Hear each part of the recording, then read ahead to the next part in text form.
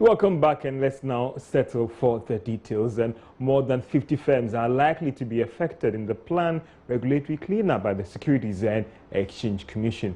Joy Business understands that the Commission is not set to go ahead with the action after securing the required board approval to take this action. We are, however, not sure about the timing, but what we can say for now is that it would happen very, very soon. The action will affect those troubled firms that have still not been able to address their concerns raised about their operations over the years. Now, stay tuned to Joy Business for more on these issues. And there are certain critical questions that everyone will be asking: that when will this action take place, today or next week? Also, what will be the actual, what would it be done? Will it be similar like what happened in the banking industry? And stay tuned, as I said, for more details on this planned action by the Securities and Exchange Commission.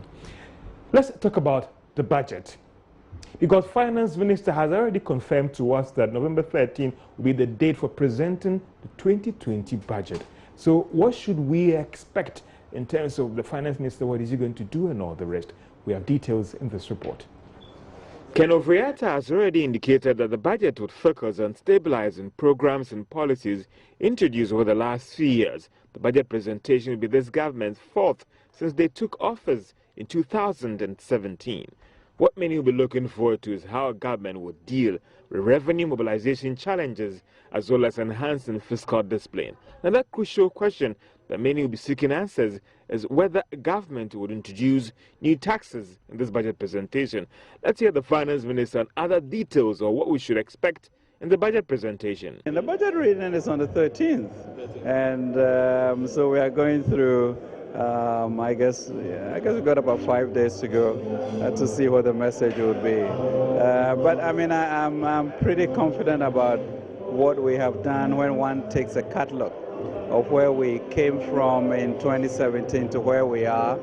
There are still some more things to do, but clearly we are in a much better macro situation.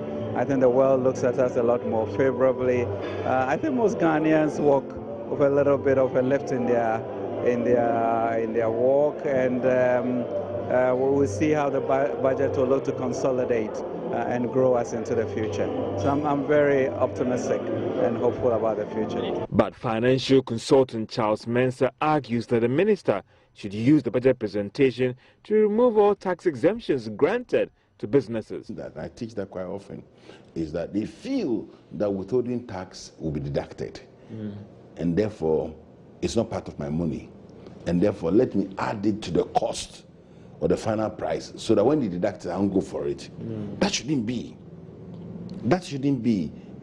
It shouldn't be, because the system ought to be done in such a way that immediately they deduct, you get your money back. Immediately that you are credited. That's all. So that you don't file your returns, you don't go back with paperwork and all those.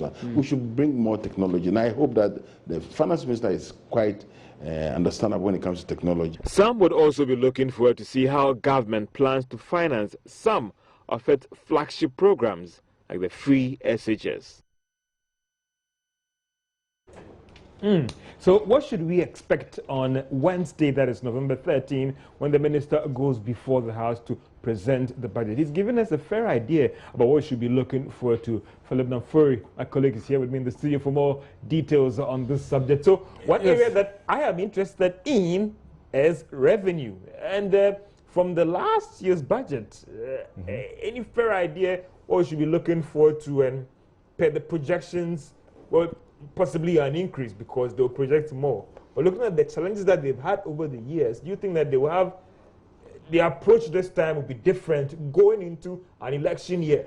George, thank you very much. I think government has or knows what exactly they must do when it comes to raising revenue. Over the course of several fiscal years, we've had the challenge of not meeting the revenue. There was a debate about whether we were setting too high a target for these revenues, or it was all well and good.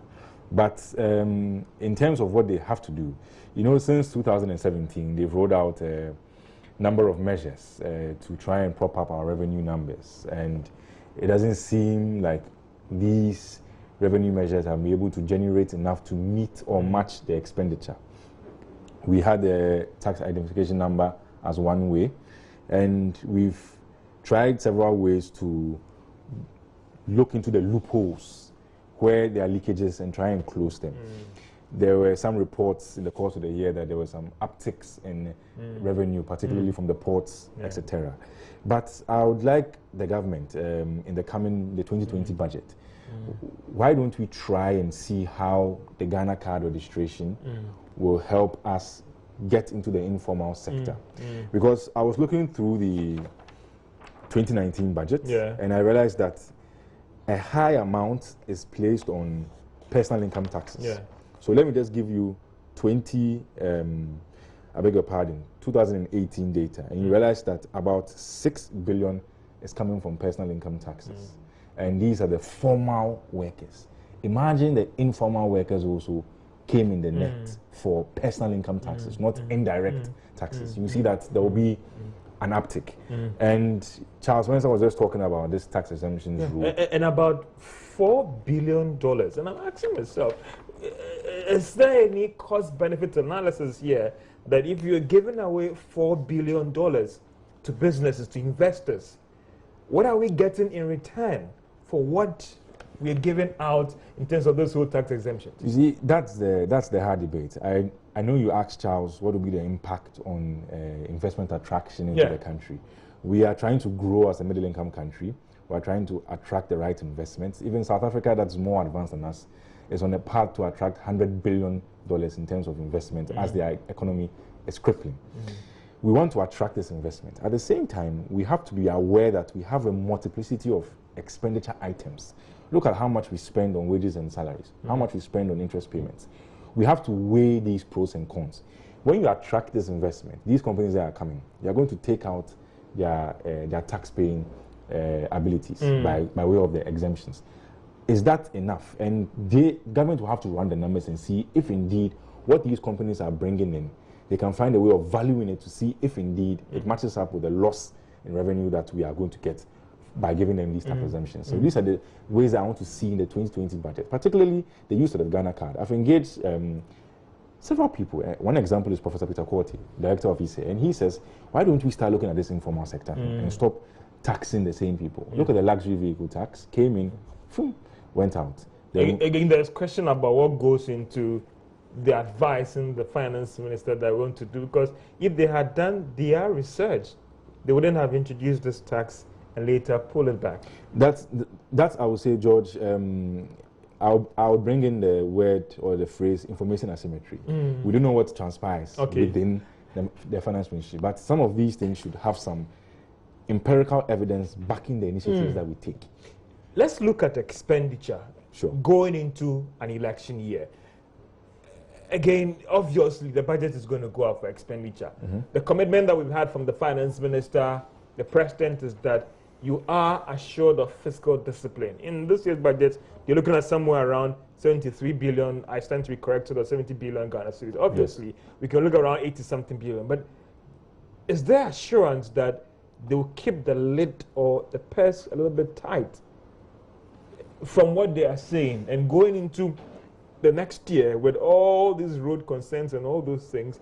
How is the things going to look like when it comes to expenditure or the envelope for spending 2020? Okay, so I will just start off with your interview you had with the chairman of the Finance Committee of Parliament, Dr. Marcus Iwieboa, when he mentioned the fact that there will be a contractionary budget, tight, as you mentioned.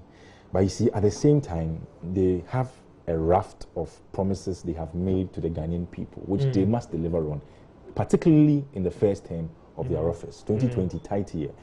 We've come from an IMF program. We don't want to return to an IMF program. And these are some of the tests that we'll have to go through to ensure that indeed, post this IMF program, we can maintain this fiscal discipline. We have the fiscal council and all these things. All the structures are there but to ensure are we that going to execute these structures to ensure? Philip, I'll wrap up on my last question to you about initially the Minister of Finance or the Deputy Minister of Finance, who quite gave an assurance that there wouldn't be new taxes in the 2020 budget. Are you convinced by that assurance? George, looking at the revenue situation. I remember something you said. You said things can change in a budget even an hour. Even an hour. Before the I budget. can confess, So, in the instances where I was in Parliament, we knew about what I was going to present. But It then- delayed, a different Exactly. thing came out. So we will stay clear, but we will hope that they don't introduce any taxes that will stifle business development. But we will leave that conjecturing to the members in government and see what they come up with next week, Wednesday. It's always a great pleasure to have a you. discussion with you on these kind of issues, Philip Namfrey. Thank you, George. So let's look at other issues happening in town and those who actually play in the rice industry, that is marketers, producers, stakeholders, value chains, say the country is ripe to meet the demand. Should there be a ban on the importation of rice that will take effect, that is 2022. At the 6th annual Rice Festival happening in Accra, rice farmers and marketers have been debunking claims that local rice is too expensive as compared to foreign ones. Let's go online and catch up with Charles Aite, who is coming to us live from Ifosaland Children's Park, where he's actually stationed to get us more details on this. Charles, thank you so much for joining us. And let me first ask you that what is the basis of this assertion by these farmers and distributors that they have what it takes to meet the demand? Well, the basis actually, George, is that when you look across the country, we're talking of the Ashanti region, the Volta region, the Northern region, various regions in the country, rice is being produced there. And each and every day, each and every year, the rice season is kind of ripe, and we have production bases in a huge particular form. It is based on this particular motive and all the value chains regarding rice production that we've had such a festival today, which is the Ghana Rice Festival. But not to take the wind out of your sail, let's get in touch with the project lead who have been behind this whole thing under the Kufuor Foundation. She's in the person of Nanama. So you've come, we've seen. I mean, first of all, this whole issue about the ban on the importation of rice. Is Ghana's local industry, local rice industry ready? I think the minister gave us some deadline. He said by 2023 we should be self-sufficient, and we are all working towards that. But by 2023 we should be able to feed ourselves as a country when it comes to rice. Yes. I've visited most of the stands, and I will be doing that for you to see for yourself. But it's interesting, various regions having to represent here. What do you think remains the outstanding challenges that most rice producers face? So far, government has done well in terms of seed and fertilizer, but I think the key thing we need to pay attention to is the land preparation and also the irrigation facilities as well as mechanization. So these are the things that are still outstanding. I think when we pay attention to that, we'll be able to achieve it, the 2023 target. And this controversial question, the taste for rice. People feel that foreign rice tastes much better than that of local rice. Do you fall for this assertion? No. Actually, it's about the variety. So we have the jasmine, the agra rice. We have a lot of varieties now that are similar to the foreign rice, and they are also aromatic, direct milled and parboiled rice. And we have the varieties now that are aromatic, that are tasteful as well. Thank you very much, Anama. So speaking of the varieties, we're going to be walking through some of the stands to help us get a feel of the packaging so far. And you are with Royal Farmers, and I could see various forms of rice here. Help me understand, what do we have on the shelves, on the tables? Well, we have a local rice actually grown in Ghana, processed and packaged in Ghana. Yes, so our rices, we have long grain, which is jasmine. We also have parboiled. So, you know, Ghanaians are not into parboiled rice. So my company is the first company who is taking the initiative to introduce parboiled to the public. Many feel that local rice is much expensive as compared to foreign rice. How could you help us understand this? How expensive is this? Well, it's not expensive at all. Comparing this rice to the imported rices on the market, you realize that my rice is very cheaper than every rice on the market. Because this is 2 kilo rice, goes for 12 cedis only. Great. So, George, I mean, you could see for yourself in terms of the packaging of this particular rice, and this is just one stand that we have visited. We shall be visiting several other stands as well. One interesting thing I must add is the Made in Ghana seal that we earlier on reported regarding the production of locally made products here in Ghana. So, yes, they are prepared. Yes, the pricing is highly competitive, and most of these exhibitors, most of these local producers and suppliers in the rice chain are saying that if we are to ban the importation of rice outright, they can meet demand. They can meet demand with quality rice, the kind that we've never tasted before. But Charles, from your own experience also there, are you getting the understanding and feel that indeed these rice is good and the price is okay as well? The rice is good, I must confess. I just tasted a plate of rice and I must say that it was very lovely. I think if we could visit that particular stand, but there's going to be a party, a rice party to say for each and every one of the participants here. So you could just imagine how it's going to be. In terms of the cost has been veritably affordable. We're looking at 5 kg going for 15 cedis and 20 cedis as compared to the 40 and the 50s that we often hear of at the shopping malls and across various market centers. Thank you so much for the update on the rice showcase going on there at the A4 Children's Park, and they're telling us that they have what it takes to meet the demand when the ban comes into force. Let's look at other stories. And life insurance company Beige Assure risk being shut down soon. Now, this was after the National Insurance Commission appointed an administrator to take over the management of the firm. Now, speaking to Joy Business Commissioner of the Insurance Industry, Justice Yaofori, however, assured policyholders that the firm's premiums actually they are safe. Beige is undergoing enforcement action, so we are working on them. We're trying to see how we can transfer their liabilities to another insurance company and then finally close it out. So how far so far? Can you give us timelines as to when? We cannot give timelines because we have an administrator handling it. It's no longer in the hands of the commission. There's an administrator handling that aspect. Checking the accounts, making sure they know all where the assets are, the liabilities. After that, they'll see how to resolve, settle their liabilities, and then we move forward. So what about claimants or policyholders in the case of, or in the event of a claim? How do they go about the process? When there's a claim, they'll have to go through the administrator. That is the job of administrator, appointed by the court to take the company through that process.